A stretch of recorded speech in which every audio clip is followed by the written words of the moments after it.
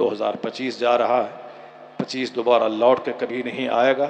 عقل مند ہے وہ آدمی جو بیٹھ کر کے سوچے کہ 2025 میں نے کتنا سجدہ کیا، میں نے کتنے نفل پڑھے، میں نے کتنے پیسے خیرات کیے، میں نے کتنی نمازیں چھوڑی، میں نے کتنے لاکھ بار جھوٹ بولا، میں نے کتنے کروڑ گناہ کیے۔ تو سال جو چلا جاتا ہے دوبارہ لوٹ کے نہیں آئے گا، تو پھر ایک ایک منٹ قیمتی ہے دنیا کا۔ تو آنے والا 2026 اس کو ڈرامے کے ساتھ منانے کی ضرورت نہیں ہے، بلکہ جو سال 25 کا گزر گیا، پورا سال کا بایو ڈاٹا آپ دماغ میں رکھیں، آپ کو لگے گا کہ گناہ کروڑوں ہو گئے، نیکیاں لاکھوں میں بھی نہیں ہے۔ اب 2026 کا ایک ایک منٹ میں نیکیوں سے بھر دوں گا۔ ہو سکتا ہے کہ 2026 ہماری اور آپ کی زندگی کا آخری سال ہو، اس لیے 2026 کو خوب ناچ گا کے نہیں، ڈی جے بجا کے نہیں، پکنک منا کے نہیں، فلم ہال جا کے نہیں، رنگ ریلیاں منا کے نہیں، اس شعور کے ساتھ 2026 کا استقبال کریں۔ 2026 کو ہم نیکیوں کا سال بنا دیں گے، 2026 کو ہم سجدوں کا سال بنائیں گے، 2026 حلال روزی کی تلاش کا سال بنائیں گے۔ عقل مند لوگ اسی طرح کے سوچتے ہیں، بے وقوف لوگ کافروں کی نقل کرتے ہیں، عقل مند لوگ حضور کی غلامی کرتے ہیں، سرکار کی سنتوں کی پیروی کرتے ہیں۔ کی محمد سے وفا تو نے تو ہم تیرے ہیں، یہ جہاں چیز ہے کیا لوح و قلم تیرے ہے۔ اعلیٰ حضرت فاضل بریلوی رضی اللہ تعالیٰ عنہ نے ایک فارمولہ دیا ہے، نہ ایکٹر کو دیکھنا ہے، نہ لیڈر کو دیکھنا ہے، نہ کرکٹر کو دیکھنا ہے، کس کو دیکھنا ہے؟ صرف حضور کو دیکھنا ہے، اور یہ کہنا ہے انہیں جانا، انہیں مانا، نہ رکھا غیر سے کام، للہ الحمد میں دنیا سے مسلمان گیا۔ اللہ تبارک و تعالی ہمیں پیغمبر اعظم صلی اللہ علیہ وسلم سے سچی محبت کی توفیق عطا فرمائے، سرکار کی اتباع اور پیروی اور غلامی کی توفیق عطا فرمائے۔ جو گناہ ہو گئے جلدی سے سچی توبہ کر کے نیکیوں کے سانچے میں اپنی زندگی کو ڈھالنے کی توفیق عطا فرمائے، آمین۔ وآخر دعوانا ان الحمدللہ رب العالمین۔ ہاں پھر سب لوگ آ رہے ہیں؟ اچھا ٹھیک ہے، ہم کو 15-20 منٹ ہی بولنا تھا، مگر میں نے بہت بول دیا بھائی۔ ابھی ہم بیمار چل رہے ہیں، اور آپ کو معلوم ہے کہ موت کے منہ سے نکل کے آئے ہیں، موت کے منہ سے نکل کے آئے ہیں۔ بہت سارے لاکھوں لوگ بچتے نہیں ہیں، مگر آپ جیسے کروڑوں مسلمانوں کی دعائیں ہیں، جن دعاؤں کی برکتوں سے آج میں آپ کے سامنے زندہ ہوں۔ اور بہت جلدی میں نے مائک اپنے ہاتھ میں تھاما اور ہم آپ سے گفتگو کرنے لگے، لیکن جب میں اس بستر پہ بیڈ پہ لیٹا ہوا تھا، یہی سوچ رہا تھا کہ اب آخرت کا کیا ہوگا، جنت کا کیا ہوگا۔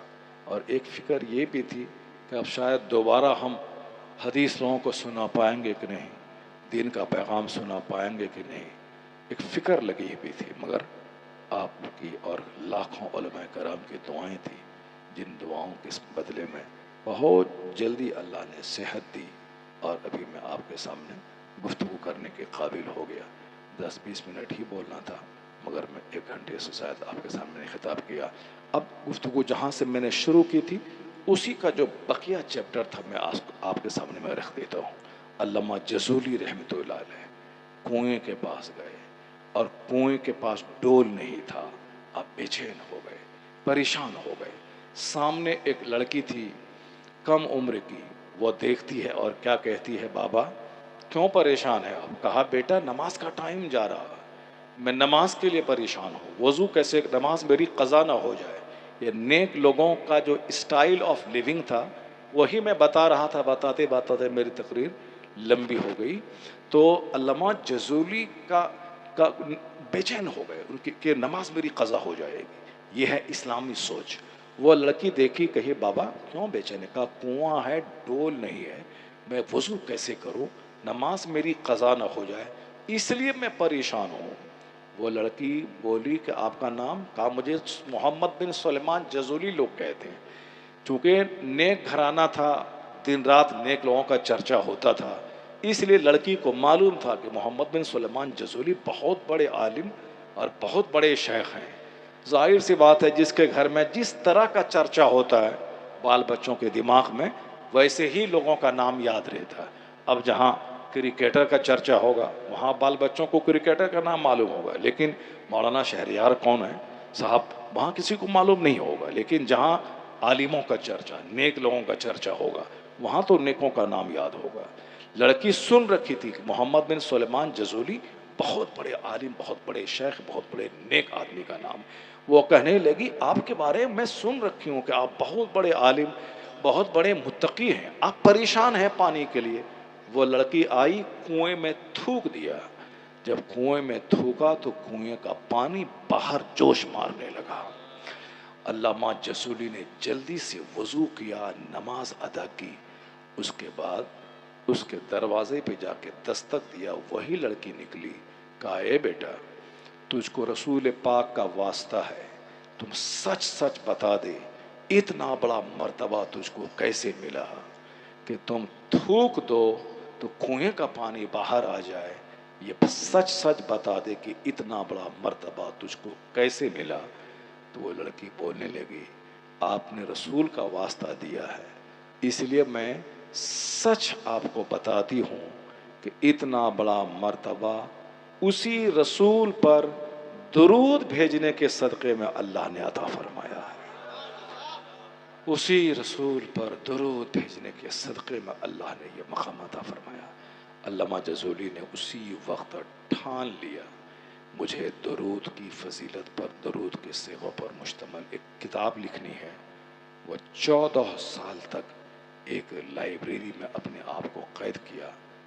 इस्लामिक तमाम किताबों को खंगाल कर उसने दुरूद पाक के तमाम जुमलों और तमाम सेंटेंसेस को जमा किया। खुद उसको पढ़ते थे। उनके 12,000 ऐसे मुरीद थे जो सारे के सारे बाकरामत मुरीद थे। अल्लामा जसूली का जब विसाल हुआ तो सारी दुनिया के लोगों ने देखा कि कसरत दुरूद की बरकत से वो करामत जाहिर हुई कि कब्र से कस्तूरी की खुशबू फूट पड़ी। और आज 800 साल गुजर गए, कस्तूरी की खुशबू आज भी उनकी कब्र से आ रही है। तो मेरे कहने का मतलब है रस्म समझ कर नहीं, रिवाज समझ कर नहीं, इबादत समझ कर अपनी ज़िंदगी में दरूद पाक को दाखिल कर दें। मुसीबतों का सबसे बड़ा इलाज है, सबसे बड़ी तावीज़ है ये। 500 बार, 1000 बार दरूद पढ़ना अपना मामूल बना लें। दरूद पाक के पढ़ने के सदक़े में नमाज पढ़ने का जुनून भी दिमाग में चढ़ जाएगा, गुनाहों से बचने की फ़िक्र भी पैदा हो जाएगी। ज़रा देखें, लोग जब बीमार पड़ते हैं तो रात रात भर हॉस्पिटल में रहते हैं। जब उलझन परेशानी आती है तो लोग रात रात भर जागते हैं। शादी ब्याह का माहौल होता है, लोग रात रात भर जागते हैं। तो कम दिमाग में जब जन्नत का टेंशन आ जाएगा, जब रसूल पाक की ग़ुलामी का टेंशन होगा, मौत के वक्त में सारे घर वाले लोग देखेंगे आपकी मुसीबत बांट नहीं पाएंगे। आप मौत के वक्त तड़पेंगे, बेटा एम्बुलेंस पे चढ़ा के हॉस्पिटल ले जाएगा, मगर जो आपको कष्ट हो रहा होगा उस कष्ट को कोई नहीं बांट पाएगा। इसलिए आप कोशिश करें कि मौत के वक्त में जो काम आए, कब्र की तन्हाई में जो काम आए, 500 साल के मुसाफत के बराबर जो पुल सिरात है जिससे गुजरना पड़ेगा, चूँकि जन्नत पर वह पुल है, दोज़ख पर वह पुल है, उस पार करने के बाद ही आगे जन्नत है। ये सब दिमाग में रखिए, दुनिया का सारा गम गलत हो जाएगा, दुनिया की सारी मुसीबतें आसान हो जाएंगी। जो फ़िक्र आखिरत से हट के जो जिएगा तो एक एक दिन दुनिया का उसके लिए टफ और मुश्किल हो जाएगा। आज जो लोग कहते हैं कि इज्जत बचाना मुश्किल है, दुनिया में जीना मुश्किल है, रोज़ी रोटी मुश्किल है, इसीलिए मुश्किल है कि फ़िक्र आखिरत ख़त्म हो गई, सिर्फ फ़िक्र दुनिया आ गई। और जब फ़िक्र आखिरत बहुत बड़ा ज़रिया है अपने टेंशन को दूर करने का, क्योंकि उससे बंदे को धैर्य होता है, सब्र मिलता है, इस्तिकामत आती है, हौसला मिलता है, बेशुमार मुंतशिर ख्यालात से बंदा बच जाता है। हमारे बुजुर्गान दीन की ज़िंदगी में यही रंग गहरा है, पर हम सुन्नियों ने उसके इस रंग को छोड़कर चादर को ले लिया, गागर को ले लिया, जो हम लोगों ने फातिहा को ले लिया, हम लोगों ने जुलूस को ले लिया, संदल को ले लिया, हम लोगों ने उर्स को ले लिया, मज़ार को ले लिया। بزرگان دین کی زندگی یہ چادر گاگر صندل اور مزار کی زندگی نہیں تھی. بزرگان دین کی زندگی اصل میں اتباع رسول کا مسئلہ تھا، خوف خدا کی جھلکی کا مسئلہ تھا. تاکہ ہم ان کے پاس رہیں، میرے دل میں خدا کا خوف پیدا ہو. ہم ان کے پاس رہیں، ہمارے رسول پاک کی سنتوں پہ چلنے کا جذبہ پیدا ہو. ہم ان کو دیکھیں، ہمارے دل میں اللہ کا ڈر پیدا ہو. جو حدیث میں آیا ہے کہ اللہ کا ولی وہی ہے جسے دیکھا جائے تو خدا یاد آ جائے، جن کے دیکھنے کے بعد خدا یاد آ جائے. پیر صاحب کا مطلب یہ نہیں کہ وہ جھاڑا پھونک کر دیں تو ہمارا کاروبار چلنے لگے، میری بیٹیا کی شادی ہو جائے. کس کی بیٹیا کی شادی نہیں ہوتی ہے؟ سب کی بیٹیا کی شادی ہوتی ہے. جو اللہ پر وشواس نہیں کرتا ہے، کیا اس کی بیٹی کنواری رہ جاتی ہے؟ نہیں. کیا وہ بھوکا مر جاتا ہے؟ نہیں. اللہ سب کو روزی دینے کا وعدہ کیا ہے، مگر سب کو جنت دینے کا وعدہ نہیں کیا. اس لیے روزی کی فکر سے زیادہ جنت کی فکر ہونی چاہیے، ایمان کی فکر ہونی چاہیے، تقوی کی فکر ہونی چاہیے. یہی میرا پیغام.